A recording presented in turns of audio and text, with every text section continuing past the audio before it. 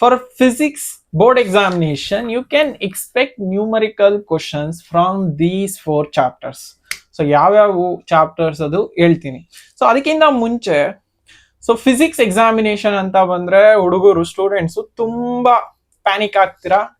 ಏಂತಕ್ panic ಆಗ್ತೀರಾ ಅಂದ್ರೆ you will be thinking that ಆ 14 ಚಾಪ್ಟರ್ಸ್ ಏನಿದಾವೆ ಫಿಸಿಕ್ಸ್ ಅಲ್ಲಿ ಅಷ್ಟು ಚಾಪ್ಟರ್ಸ್ನು ಪ್ರಾಕ್ಟೀಸ್ ಮಾಡಬೇಕು ನ್ಯೂಮರಿಕಲ್ಸ್ಗೆ ಅಂತ ಪ್ಯಾನಿಕ್ ಆಗ್ತೀರಾ. ಅವಶ್ಯಕತೆ ಇಲ್ಲ. ಯಾಕೆ ಅಂದ್ರೆ ನ್ಯೂಮರಿಕಲ್ಸ್ ಕ್ವಶನ್ಸ್ ಅಲ್ಲಿ ಬರೋದು 4 ಕ್ವಶನ್. ಆ 4 ಕ್ವಶನ್ಸ್ ನ 4 ಡಿಫ್ರೆಂಟ್ ಚಾಪ್ಟರ್ ಇಂದ ಕೇಳ್ತಾನೆ.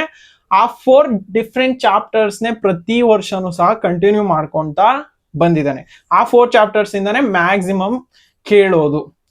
ಆ 4 ಚಾಪ್ಟರ್ಸ್ ನ ತಗೊಂಡು ಸಪರೇಟ್ ಆಗಿ ಪ್ರಾಕ್ಟೀಸ್ ಮಾಡಿದ್ರೆ ಅದ್ರಲ್ಲಿ ಬರೋ ನ್ಯೂಮರಿಕಲ್ ಕ್ವಶನ್ಸ್ ಎಲ್ಲ ಪ್ರಾಕ್ಟೀಸ್ ಮಾಡೋ ಅವಶ್ಯಕತೆನೂ ಇಲ್ಲ. ಪ್ರೀವಿಯಸ್ ಇಯರ್ ಕ್ವಶನ್ಸ್ ನ ತಗೊಂಡು ಪ್ರಾಕ್ಟೀಸ್ ಮಾಡಿದ್ರೆ ಸಾಕಾಗುತ್ತೆ. ಅರ್ಥ ಆಗ್ತಿದ್ಯಾ?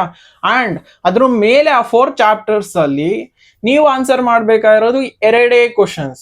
So if you are feeling tired to practice even 4 chapters, ಯಾವ್ದಾದ್ರು 2 ಚಾಪ್ಟರ್ ನ ತಗೊಂಡು ಆ 2 ಚಾಪ್ಟರ್ ನೇ ತುಂಬಾ ಪ್ರಾಕ್ಟೀಸ್ ಮಾಡಿದ್ರು ನಡೆಯುತ್ತೆ. ಸೊ ಇವಾಗ ಯಾವ ಆ 4 ಚಾಪ್ಟರ್ಸ್ ಅಂತ ಅಂದ್ರೆ, so first chapter P U board ಪ್ರಕಾರ ಎಲೆಕ್ಟ್ರೋಸ್ಟಾಟಿಕ್ಸ್ ಅಂದ್ರೆ ಎಲೆಕ್ಟ್ರಿಕ್ ಚಾರ್ಜಸ್ ಅಂಡ್ ಫೀಲ್ಡ್ಸ್ ಮತ್ತೆ ಎಲೆಕ್ಟ್ರಿಕ್ ಪೊಟೆನ್ಷಿಯಲ್ ಅಂಡ್ ಕೆಪಾಸಿಟೆನ್ಸ್, ಈ 2 ಕಂಬೈನ್ ಆಗಿ ಒಂದು ಚಾಪ್ಟರ್ ಅಂತ ಅವ್ರು ಕನ್ಸಿಡರ್ ಮಾಡ್ಕೊಳ್ಳೋದು.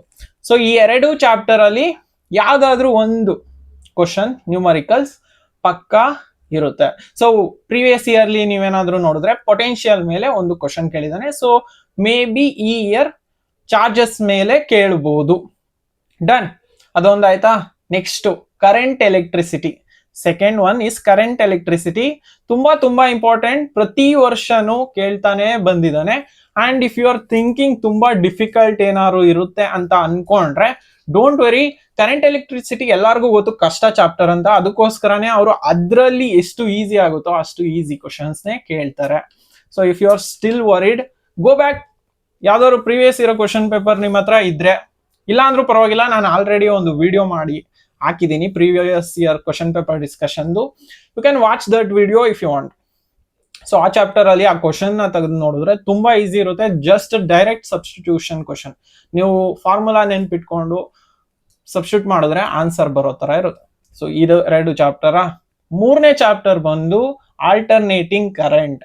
ಆಲ್ಟರ್ನೇಟಿಂಗ್ ಕರೆಂಟ್ ಒಂದು ಚಾಪ್ಟರ್ ನಿಮಗೆ ಎಷ್ಟು ಈಸಿ ಬೀಳುತ್ತೆ ಅಂದ್ರೆ, ಏನಕ್ಕೆ ಈಸಿ ಬೀಳುತ್ತೆ ಅಂದ್ರೆ, ಈಸಿ ಫಾರ್ಮುಲಾ, ಒಂದು ಡೈರೆಕ್ಟ್ ಫಾರ್ಮುಲಾ ಸಬ್ಸ್ಟಿಟ್ಯೂಟ್ ಮಾಡಿ you can just get on answer. Calculator ಹೆಂಗಿದ್ರು ಅಲೋ ಇರುತ್ತೆ, ತಟ್ ಅಂತ ಆನ್ಸರ್ ಬರೋವಂತ ಚಾಪ್ಟರ್. ಈಸಿಯೆಸ್ಟ್ ನ್ಯೂಮರಿಕಲ್ ಬರೋದೆ ಆಲ್ಟರ್ನೇಟಿಂಗ್ ಕರೆಂಟ್ ಇಂದ. So alternating current mentally fix ಆಗ್ಬಿಡಿ, ಒಂದು ಕ್ವಶನ್ ಅಂತೂ ಆಲ್ಟರ್ನೇಟಿಂಗ್ ಕರೆಂಟ್ ಇಂದ ನಾನು ಅಟೆಂಪ್ಟ್ ಮಾಡೇ ಮಾಡ್ತೀನಿ, ನಾನು ಸ್ಕೋರ್ ಮಾಡೇ ಮಾಡ್ತೀನಿ ಅಂತ. So you will get easy marks from alternating current, sure. So ಇದು ಆಲ್ಟರ್ನೇಟಿಂಗ್ ಕರೆಂಟ್ ಆದ್ಮೇಲೆ 3rd ಚಾಪ್ಟರ್ ಆದ್ಮೇಲೆ 4th ಚಾಪ್ಟರ್ ಬಂದು ರೇ ಆಪ್ಟಿಕ್ಸ್. ಸೊ ರೇ ಆಪ್ಟಿಕ್ಸ್ ಮೇಲೆ ಪ್ರತಿ ವರ್ಷನೂ ಕೇಳ್ತಾನೆ ಇದ್ದಾನೆ. ಅಂಡ್ ಅಗೇನ್ ರೇ ಆಪ್ಟಿಕ್ಸ್ ಮೇಲೆ ಕಷ್ಟ ನ್ಯೂಮರಿಕಲ್ಸ್ ಇರುತ್ತೆ ಅಂತ ನೀವೇನಾದ್ರೂ ಅನ್ಕೊಂಡಿದ್ರೆ no, again not. Current electricity ಹೇಗೋ ಅದೇ ತರ ರೇ ಆಪ್ಟಿಕ್ಸ್ ಅಲ್ಲೂ ಎಷ್ಟು ಕ್ವಶನ್ ಆಗುತ್ತೋ ಅಷ್ಟು ಈಸಿಯೆಸ್ಟ್ ಕ್ವಶನ್ನೇ ಫಾರ್ಮ್ ಮಾಡೋದಕ್ಕೆ ಟ್ರೈ ಮಾಡ್ತಾರೆ ಅವರು, ಸರಿನಾ? So instead of reading all those 14 chapters practice ಮಾಡೋ ಬದಲು ಗೋ ಥ್ರೂ ದಿಸ್ 4 ಚಾಪ್ಟರ್ಸ್ ಚೆನ್ನಾಗಿ ಪ್ರಾಕ್ಟೀಸ್ ಮಾಡ್ಕೊಳ್ಳಿ. ಅಂಡ್ 3 ಮಾರ್ಕ್ಸ್ ಅಂತ ಬಂದಾಗ ಡ್ಯುಯಲ್ ನೇಚರ್ ಇದೆಯಲ್ಲ, ಡ್ಯುಯಲ್ ನೇಚರ್ ಅಲ್ಲೇ ವರ್ಕ್ ಫಂಕ್ಷನ್ ಮೇಲೆ ಒಂದು ನ್ಯೂಮರಿಕಲ್ ಕೇಳ್ತಾನೆ. 2 ಮಾರ್ಕ್ಸ್ ಅಲ್ಲಿ ಒಂದು, 3 ಮಾರ್ಕ್ಸ್ ಅಲ್ಲಿ ಒಂದು ನ್ಯೂಮರಿಕಲ್ ಪಕ್ಕಾ ಇರುತ್ತೆ. ಸೊ ಮೇ ಬಿ ಅದು ಡ್ಯುಯಲ್ ನೇಚರ್ ಮೇಲೆನೆ ಬರುತ್ತೆ. ಸೊ ಪ್ರತಿ ವರ್ಷ maximum repeated from dual nature work function ಮೇಲೆ ಒಂದು ಕ್ವಶನ್ ಫ್ರೇಮ್ ಆಗಿರೋದು ನೋಡಿದೀನಿ, ಅದಕ್ಕೋಸ್ಕರ. ಡನ್. ಅದಿಲ್ಲ ಅಂದ್ರೆ ನ್ಯೂಕ್ಲಿಯರ್ ಮಾಸ್ ಡಿಫೆಕ್ಟ್ ಮೇಲೆ ಕೇಳಬಹುದು ನಿಮಗೆ, ಅದು ಸಹ ಚಾನ್ಸಸ್ ಇದೆ. So all the best. Serious ಆಗಿ ಓದ್ಕೊಳ್ಳಿ, ಸ್ಟ್ರಾಟಜಿಕಲಿ ಪ್ರಿಪೇರ್ ಆಗಿ, ಸರಿನಾ?